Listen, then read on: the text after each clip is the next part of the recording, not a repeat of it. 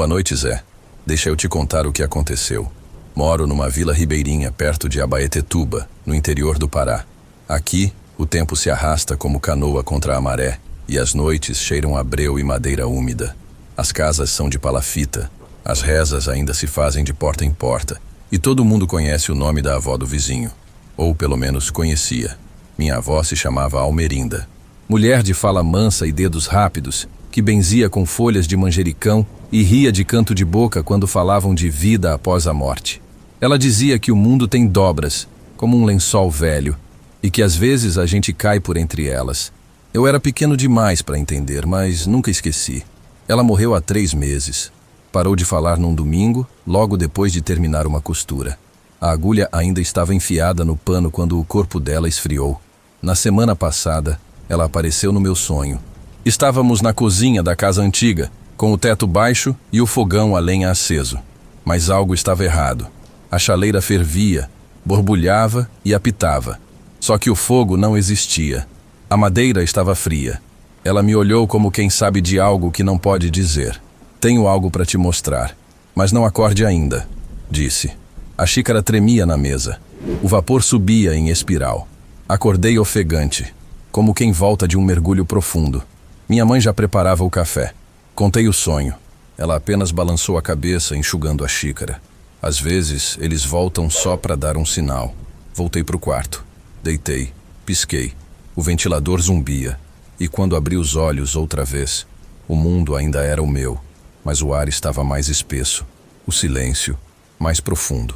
Minha mãe estava na cozinha, mas não me chamou de filho. Abri a porta de casa com a esperança tola de que o ar me acordasse. Que o mundo lá fora fosse mais real do que o silêncio que me olhava da cozinha. Mas logo nos primeiros passos, percebi que algo havia ficado para trás. Ou talvez, algo tivesse avançado e me deixado. A luz do dia parecia filtrada por um véu esverdeado, como se o sol brilhasse de dentro d'água. As cores eram as mesmas, mas desbotadas. O chão de barro batido ainda formava poças das chuvas da semana passada, mas nenhuma tinha reflexo. Caminhei até a esquina. Dona Teresa estava lá, como sempre, na rede da varanda, mas quando me viu, parou de se balançar. O rosto permaneceu imóvel. Ela acenou, mas sem me olhar nos olhos, como se acenasse por educação, como se eu fosse alguém de passagem. Passei pela casa do seu Norato. O portão de madeira azul ainda rangia com o vento. Só que, no letreiro acima, li Família Moraes. Nunca existiu ninguém com esse nome por aqui. Segui. Na casa do finado Messias, o letreiro dizia Andrade. Mais adiante, a casa dos Lima agora era Freitas. Os nomes estavam todos errados. Todos. Apressei o passo até minha própria casa. O meu nome, aquele que sempre esteve na placa da entrada, havia sido substituído por Ramos, um nome que não me pertencia. Voltei pela rua, confuso, tonto. Cumprimentei Zeca, amigo de infância. Ele me olhou com desconfiança e respondeu: Boa tarde, senhor. Senhor. Como se nunca tivéssemos jogado bola juntos. Como se eu fosse outro. Fui até o cemitério da vila procurando algum chão firme. Flores recentes decoravam uma lápide nova, ainda úmida da chuva. Me aproximei. Lá estava meu nome, data de nascimento certa, data de morte. Ontem. Voltei cambaleando para casa. O som da cidade parecia abafado, como se os sons também tivessem medo. O peso nas pernas não era cansaço, era deslocamento. Como se meu corpo não pertencesse mais à gravidade de sempre. Tudo ao redor parecia esperar que eu notasse algo. E eu notei. A casa da minha avó ainda estava ali. Pequena, com a pintura bege descascando, janelas de veneziana entreabertas. Mas havia uma mulher na cadeira de balanço do alpendre. Não era minha avó. Não exatamente. Tinha seu rosto, ou quase, mas algo nos olhos, talvez o brilho, estava errado. Apagado e frio. Antes que eu pudesse falar, ela disse meu nome. Não o de agora. Disse o apelido de infância que só minha avó usava. Zezinho. Ninguém mais me chamava assim desde os 8 anos. Ela estendeu a mão e me entregou uma carta dobrada. A troca já começou, murmurou, com a voz grave de quem sussurra para não acordar os mortos. Dentro da carta, Havia uma foto antiga. Eu, criança, sentado no colo da minha avó. Atrás de nós, um pano preto pendurado na parede. Mas o que gelou meu estômago foi o detalhe. Meu rosto estava riscado com uma caneta vermelha. Olhei de novo para a mulher. Ela ainda sorria, mas agora o sorriso tremia, como se estivesse prestes a abrir os lábios para algo que não era riso. Voltei correndo. Atravessei a rua, tropecei nos degraus da minha casa e bati a porta com força. Mas quando olhei em volta, algo estava diferente. Minha casa já não era mais minha. Tranquei todas as portas, as janelas. Até empurrei o armário contra a entrada da cozinha. Era inútil, mas meu corpo precisava de algum ritual que imitasse proteção. A casa estava silenciosa demais. Nem mesmo o zumbido dos insetos, nem o estalo dos móveis velhos. Deitei na rede, tentando respirar devagar. Olhei para o corredor escuro, onde ficava pendurado o retrato da minha avó. Sempre esteve ali, um quadro oval, moldura dourada, tecido gasto.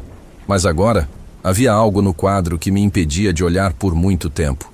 Primeiro, achei que os olhos dela estavam mais abertos. Depois, notei que a roupa no retrato havia mudado. Ao invés do vestido florido de sempre, agora era um pano escuro, fechado no pescoço. O tipo de roupa que ela nunca usava em vida. O tipo de roupa que eu via nos velórios das mulheres antigas da vila. Quando me virei para o lado, ouvi um som vindo da cozinha. O mesmo som do sonho. Uma colher mexendo chá em uma xícara. Mas eu estava sozinho. Levantei devagar. Atravessei a sala. A cozinha estava às escuras, mas havia uma silhueta sentada à mesa. Pequena, curvada, costurando. Não consegui ver o rosto. Apenas o som da agulha entrando no pano. E o pano se arrastando sobre a mesa. Quando acendi a luz, a cadeira estava vazia. Sobre a mesa, um pano dobrado, com o meu nome bordado à mão em linha vermelha. O retrato do corredor agora parecia ligeiramente inclinado, como se ela estivesse me observando de um ângulo melhor. Voltei para o quarto. Deitei. Fechei os olhos. E antes de apagar, reparei pela fresta da janela. A vila inteira parecia feita de papel amassado. Acordei suando. O pano com meu nome ainda estava na mesa. Mas agora, a linha parecia mais escura, como se tivesse sido costurada com sangue seco. O relógio do celular travava às 03h33. Reiniciei. Nada. Liguei e desliguei. Nenhum sinal, nenhuma rede, nenhum tempo. Saí de casa com o coração aos socos e os olhos pulsando. Precisava ver gente. Precisava que alguém me chamasse de volta pelo meu nome. Mas ninguém me viu. Ninguém me reconheceu. Nem mesmo minha mãe, que agora morava com o novo filho. Um rapaz mais novo, mais calado, com meus gestos, meu jeito, mas com olhos fundos, sem brilho. Ela o chamava de meu menino. E a mim, só lançou um olhar apressado, como quem encara um estranho no portão. Tentei correr. Subi ruas, atravessei pontes, cortei caminho pelo mato. Mas todas as trilhas me levavam de volta para a mesma esquina, a da casa da minha avó. O mundo parecia dobrado sobre si mesmo, como um lençol velho. Exatamente como ela dizia. A senhora da cadeira estava lá, como antes. Me esperava com a mesma calma de sempre. A carta ainda em mãos. Ela protegeu você até onde pôde. Mas ninguém segura o tempo, meu filho. Nem os mortos. Alguém precisava ficar no lugar dela. Tudo fez sentido. Ou perdeu sentido de vez. Eu não tinha voltado. Nunca. Tinha sido chamado. Ela apontou para o espelho de moldura de cipó que pendia no alpendre. E no reflexo, eu vi o rosto da minha avó, sorrindo, com meus olhos. Eu ainda ando por essas ruas, mas agora só os cachorros me reconhecem. As pessoas desviam. As portas se fecham antes que eu bata. Os sinos da capela tocam para missas que nunca acontecem. Passei a viver entre reflexos. Espelhos não mostram mais meu rosto, apenas um vulto borrado, como uma lembrança que apodrece devagar. Os registros do cartório sumiram. Meu nome não consta mais no censo da vila, nem nos livros da escola, nem nas orações de minha mãe. Às vezes, acordo com os olhos vermelhos. A casa cheira a vela recém-apagada, e o pano costurado ainda está no meu peito, bordado na carne como cicatriz. A velha senhora me disse certa vez que Sete Além não é um lugar, é um estado, um ciclo, um mundo sem batimentos cardíacos, mas com memórias demais. onde cada alma esquecida veste o corpo de alguém que foi amado demais, ou não o suficiente. Hoje, escrevo isso sem saber se alguém vai ler. Se você chegou até aqui, se reconheceu algo, se viu minha rua em um sonho, talvez ainda dê tempo, mas saiba, uma vez riscado da fotografia, não há como voltar a ser lembrado. Terminei de escrever isso em uma folha amarelada, deixei ao lado do retrato da minha avó. Ele ainda está ali, mas agora carrega um novo nome no verso: Maria. O meu, dizem, foi esquecido. Só peço um favor.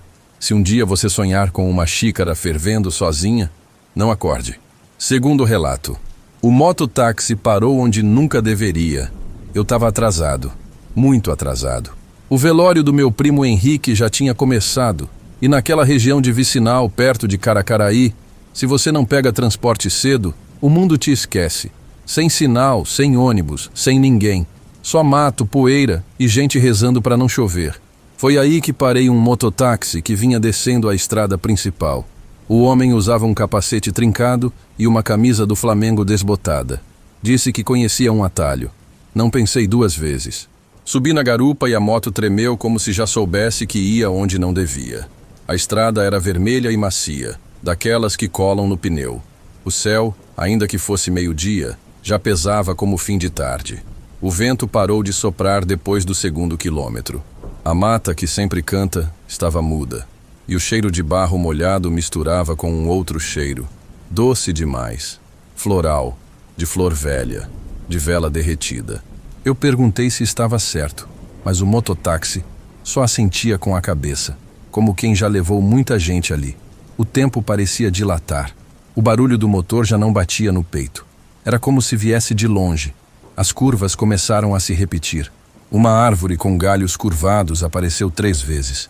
Um pássaro preto cruzou a estrada 5 vezes com o mesmo voo. O banco da moto parecia mais duro e meu corpo mais leve, como se a estrada estivesse me desaprendendo. A moto finalmente parou numa rua de barro com postes de concreto e varais vazios. As casas eram parecidas com as que eu lembrava, mas quando desci, percebi que aquela rua não existia. No início, achei que era só uma rua nova, um desvio por dentro da vila. Mas as casas eram cópias, feitas com pressa, como cenários de novela gravados do avesso. As paredes rachadas pareciam pintadas sobre o nada. As portas estavam abertas, mas ninguém dentro. Só gente nas calçadas, sentada em silêncio, como se tivessem sido acordadas para me esperar. Fui andando devagar, os passos afundando no barro macio. E foi aí que vi um cartaz pendurado entre 2 postes de concreto. Escrito à mão, com letras vermelhas meio tortas, dizia: "Bem-vindo de volta, Henrique." Meu coração falhou uma batida. Olhei em volta, esperando alguém rir, gritar pegadinha, mas só recebi sorrisos, longos, imóveis, como retratos antigos. Um menino de bicicleta me acenou. Uma senhora gorda balançou a cabeça devagar. Um homem com paletó surrado tirou o chapéu. Henrique. Meu nome não é Henrique. Comecei a dizer isso em voz alta, só para mim, como se o som pudesse me resgatar. Meu nome não é Henrique, mas cada vez que falava, o mundo ao redor parecia ouvir menos. Como se as palavras batessem num vidro grosso. Como se já não importassem. Olhei para trás. O mototáxi havia sumido. Nenhuma moto, nenhuma marca no chão. Como se nunca tivesse existido. Avancei a passos rápidos. As casas se estreitavam, o céu parecia mais baixo, e o calor, abafado, sem origem. Foi quando uma mulher saiu de uma casa azul, chorando. Os olhos vermelhos, os braços abertos. Ela correu até mim e me abraçou forte. Forte demais. E disse com a voz trêmula de dor: "Você voltou, meu filho. Você voltou." O abraço dela era quente demais. Cheirava a sal, flores secas e roupa que ficou muito tempo guardada. Eu não conseguia me mexer, nem responder. Só senti quando ela me segurou pelo rosto e disse: "Henrique, meu filho, você tá diferente. Mas é você. Meu nome não é Henrique." Tentei recuar, mas os olhos dela não me davam saída. Ela me puxou para dentro da casa, me sentou numa cadeira de vime e começou a falar como se nunca tivesse me perdido.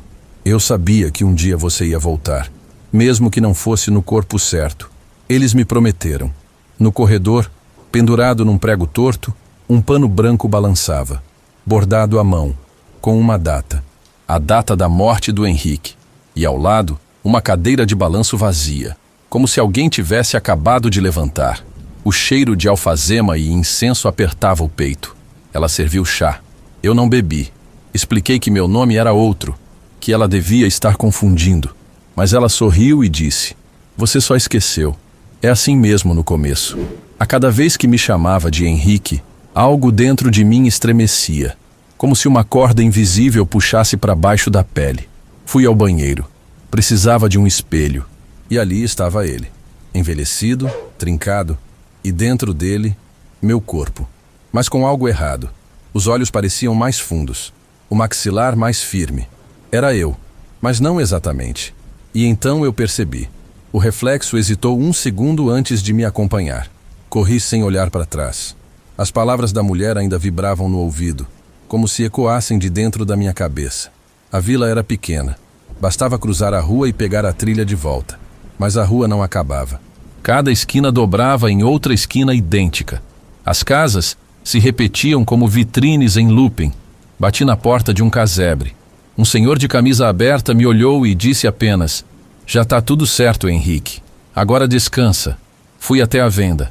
A moça atrás do balcão arrumava umas velas. Quando me viu, sorriu. "É bom te ver por aqui de novo. Sempre soubemos que você ia voltar." "Voltar de onde?" As vozes repetiam. As expressões se copiavam. Tudo era familiar demais, como se alguém tivesse pegado a cidade onde cresci, passado por um filtro velho e costurado de volta com linhas erradas. Um grupo de crianças brincava na calçada. Uma delas deixou cair um papel. Peguei do chão. Um desenho infantil. Um homem de camisa azul com um nome escrito embaixo, em letras tremidas. Henrique. O rosto era o meu. Até os cachorros latiam diferente, como se reconhecessem algo que nem eu sabia que era meu. Voltei correndo. Escolhi uma rua aleatória. Dobrei à direita. Parei. Dobrei à direita de novo. E de novo. E de novo. Voltei ao mesmo lugar. A mesma árvore seca. A mesma calçada quebrada. A mesma mulher sentada com o bordado no colo. E foi nesse ponto que a vendedora da venda apareceu atrás de mim. Não a vi chegar. A voz dela saiu baixa, como se sussurrasse um segredo proibido. "A troca já foi feita, só falta você aceitar." Depois daquele dia, parei de dizer meu nome. Toda vez que tentava, saía baixo, fraco, como se a palavra tivesse perdido peso dentro de mim. Fiquei na casa da mulher. Ela dizia que era minha mãe e que eu só precisava descansar. À noite, sonhava com rios de areia e vultos me chamando por outro nome. Acordava com os lençóis molhados e o gosto de ferro na boca. Comecei a lembrar de coisas que não vivi. Uma bicicleta vermelha, uma briga de infância, uma cicatriz no ombro esquerdo. No espelho da sala, agora coberto com um pano, às vezes via meu reflexo passar antes de eu entrar no cômodo. Um dia, encontrei um baú no quartinho dos fundos. Dentro, recortes de jornal, fotos antigas e uma camisa de escola estadual com nome bordado: Henrique Silva. Era igual a que eu usava, mas eu nunca estudei naquele colégio. No fundo da caixa, uma certidão rasgada: Henrique, nascido no mesmo dia que eu, a mesma cidade, mesmo tipo sanguíneo, mesmo rosto.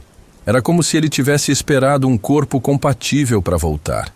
E no último papel, uma folha amarelada com a caligrafia trêmula da mulher, estava escrito: "Você morreu por mim. Agora eu volto por você." Não lutei mais. Meu corpo já se movia sozinho. Meu braço coçava onde agora havia uma cicatriz.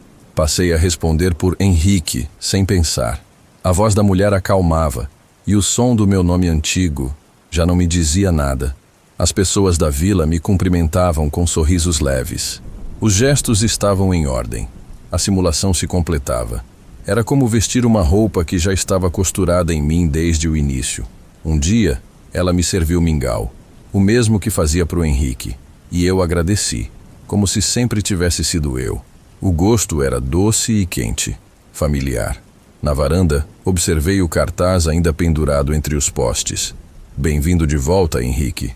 As letras, antes tremidas, agora estavam firmes, como se tivessem sido escritas por uma mão que finalmente acreditava. Fui até o pequeno cemitério atrás da vila. Queria ver. Precisava ver. Achei a lápide. Era a minha. Com meu nome antigo. Flores frescas. Chão revirado. Voltei para casa com os olhos úmidos, mas sem tristeza. Só um vazio morno. Como se algo dentro de mim tivesse sido apagado com cuidado. Hoje, escrevo essas linhas não para lembrar, mas para avisar. Se um dia você pegar um mototáxi e ele disser que conhece um atalho, se a estrada parecer longa demais para tão pouca distância, se alguém acenar e sorrir chamando você por um nome que não é o seu, não responda, nunca responda, porque quando te chamam pelo nome errado, é porque alguém do outro lado já fez a troca. Terceiro, relato. A partida era para ser às 18 horas. A partida era para ser às 18 horas. Eu cheguei às 18h05. 5 minutos. 5 malditos minutos. Ainda dava tempo, pensei. Mas o motorista já tinha fechado o bagageiro. Os pneus do ônibus já se curvavam sob o peso e o letreiro piscava em vermelho. Embarque encerrado. Joguei a mochila no chão e sentei no banco de cimento, de frente para o portão 4 da rodoviária de Porto Velho. O sol já começava a se esconder atrás das lonas do terminal, tingindo tudo de laranja sujo. Os pombos rodavam o chão como fantasmas sem propósito. O alto-falante chiava anúncios desconexos, como se lesse uma lista de nomes esquecidos. Esperei. Respirei fundo. Pegaria o próximo. Simples assim. Só que não era. O relógio do painel marcava 18h07. Depois 18h08. Depois 18h07 de novo. Achei que era defeito, como tudo ali. Mas olhei para o meu celular. A tela tremia. As horas flutuavam entre minutos. Um calor estranho me subiu pelo pescoço, como quando a gente sente que está sendo observado, mas ainda não achou de onde. Foi então que ele apareceu. Um homem de paletó branco, impecável. Como se tivesse saído de um casamento ou de um velório. Terno alinhado, sapato brilhando, cabelo lambido para trás. Sorriu para mim com dentes demais. Perdeu o horário? Perguntou com a voz leve. Talvez eu possa te adiantar a viagem. Na mão esquerda, segurava uma chave prateada. Atrás dele, encostado entre os ônibus, havia um micro-ônibus baixo, antigo, com vidros escurecidos. Nenhuma placa, nenhum letreiro. É só uma carona, ele disse. Mas leva direto. Eu devia ter recusado. Qualquer pessoa sensata teria recusado. Mas alguma coisa naquela hora me puxou, como um ímã no estômago. A mochila nas costas, os pés se moveram sozinhos. O homem apenas acenou com a cabeça e desapareceu entre os pilares do terminal. Não vi para onde foi, nem ouvi passos. O micro-ônibus tinha a lataria fosca, como se estivesse coberta por uma camada de poeira muito fina, invisível, mas que sujava os olhos. As janelas eram fumê e do lado de fora não dava para ver nada. Quando puxei a porta, ela abriu com um estalo seco. Dentro, fazia frio. Assentos de tecido marrom claro, encostos altos, todos vazios. Um corredor estreito que levava até o fundo. O motor estava ligado. Eu podia ouvir, mas não havia motorista, nem volante. Só um painel com ponteiros que giravam devagar, como um relógio de brinquedo sem bateria. Sentei na primeira fileira, à direita. A janela mostrava o lado de fora como se fosse um filme antigo. Tudo em tom sépia. Pessoas andavam pelo terminal, mas os movimentos eram lentos demais, como se o tempo estivesse sendo filtrado. No alto, onde normalmente fica o letreiro com o destino, havia apenas uma palavra, piscando em letras vermelhas. Aguardando. Pisquei. E quando abri os olhos, já estávamos em movimento. O mundo do lado de fora mudava. As ruas de Porto Velho pareciam mais estreitas. As luzes mais opacas. O céu não era o mesmo. Peguei o celular para conferir a hora. A tela estava preta. Não queimada, preta. Viva, mas opaca. Como se refletisse outra coisa. No fundo do ônibus, achei que vi alguém sentar. Mas quando virei, o banco estava vazio. Eu não sei quanto tempo se passou desde que entrei naquele micro-ônibus. Não sei se dormi, se apaguei ou se simplesmente deixei de contar. Lá fora, o mundo continuava, mas sem sequência. A cada curva, as ruas mudavam de cor. Uma hora eram calçadas de pedra, depois paralelepípedos, depois terra batida. Casas de bairro antigo davam lugar a edifícios com luzes azuis. Não havia transição. Era como pular páginas de um livro e ainda entender a história. Só que tudo parecia escrito em outra língua. Tentei falar, emitir um som, mas o som não saía certo. Não ecoava. Era como falar debaixo d'água.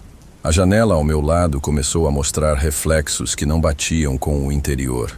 Eu olhava para a direita e via o corredor do ônibus, mas o vidro mostrava outra coisa. Uma sala, pequena, com um abajur aceso. Um retrato em cima da estante. Me aproximei. Era eu no retrato, só que mais velho. Quando olhei para frente, o letreiro tinha mudado. Você chegou.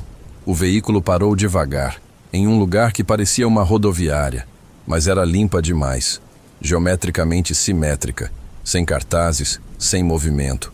Só bancos de concreto, todos vazios. Desci e logo o micro-ônibus partiu, sem motorista, e sumiu na neblina espessa que cercava o lugar. Sentei no banco mais próximo. Não havia cheiro, nenhum, nem fumaça, nem óleo, nem suor humano. E ali, jogado no chão, dobrado em 3 partes, estava um envelope bege. Meu nome escrito em letras cursivas, sem sobrenome. Só meu primeiro nome, com a mesma caligrafia que minha mãe usava nos bilhetes de escola. Dentro havia um papel, uma folha de caderno arrancada, com um endereço, de Porto Velho, de uma rua que nunca morei, mas que eu conhecia de algum lugar. Tentei rir.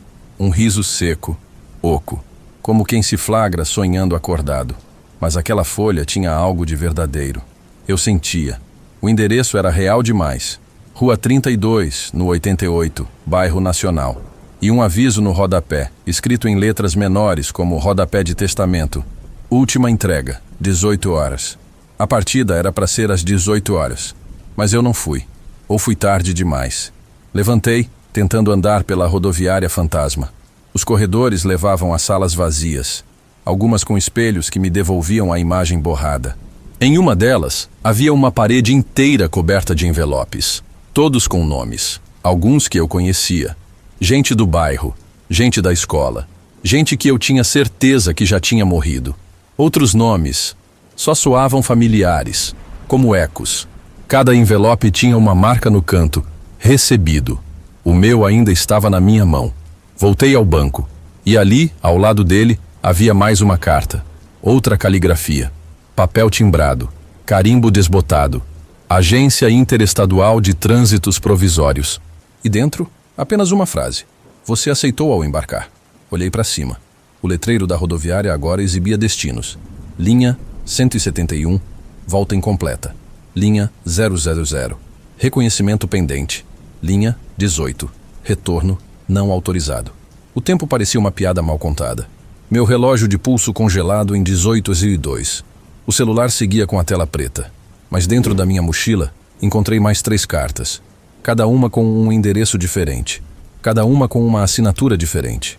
Todas endereçadas a mim. Mas com sobrenomes que nunca usei, como se outras versões de mim tivessem deixado mensagens para este momento. E todas terminavam com a mesma pergunta. Você lembra de como chegou aqui? Saí da rodoviária com os envelopes apertados na mão, como se fossem mapas de fuga. Mas a cidade lá fora não era Porto Velho. Era um modelo. Uma versão do que eu conhecia, mas sem vida real. Casas de cores gastas. Varais com roupas que não secavam. Luzes que nunca piscavam. Andei até o endereço da primeira carta. Rua 32, número 88. A casa estava lá. Portão de ferro pintado de verde. Jardim seco. Antes que eu batesse, a porta se abriu sozinha. E lá dentro estava minha tia, ou alguém com o rosto dela. Sorria como se eu nunca tivesse saído. Falava como se estivesse me esperando há anos. Você voltou. Chegou certinho. Às 18 horas, como sempre. Ela me chamou de um nome que não era o meu, mas que não me parecia mais estranho. Na parede da sala, quadros de família. Eu em todos eles, mas com roupas que nunca usei, em lugares que nunca estive. Em uma das fotos, estava no caixão, sorrindo. Na cozinha, uma panela fervia sozinha. O cheiro era de chá com limão e terra molhada. Em cima da mesa, um jornal com a manchete. Desaparecido há 5 dias, jovem é visto andando pelas ruas da capital. A foto era minha, mas o nome, não. Fugi. Saí tropeçando pela calçada. Dobrei esquinas. Mais casas iguais. Todas com alguém que me conhecia, que dizia que eu tinha voltado. Henrique, Darlan, Márcio, filho, marido. A cidade me chamava de tudo, menos quem eu era. E quando parei diante de uma parede pichada, vi escrito, em tinta escura, se você responder, ele fica. E percebi, a cada vez que eu olhava, ou ouvia, ou cedia, eu ficava menos eu. Voltei à rodoviária, ou o que restava dela. Agora o chão era de madeira velha, o teto de vidro fosco. Nenhum ônibus, nenhuma alma. Só uma mulher de vestido branco, sentada numa cadeira de plástico, com uma prancheta no colo. Nome? Ela perguntou sem levantar os olhos. Eu não respondi. Ela sorriu. Você ainda quer resistir. Bonito. Apontou com a cabeça. O micro-ônibus estava de volta, parado, motor ligado. Mas agora, alguém estava dentro.